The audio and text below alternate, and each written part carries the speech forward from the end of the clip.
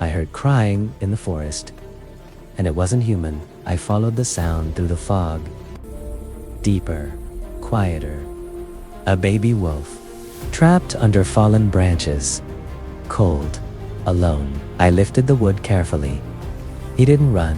He trusted me. I carried him out of the forest, making sure he was safe. I took him home, fed him, watched him grow stronger.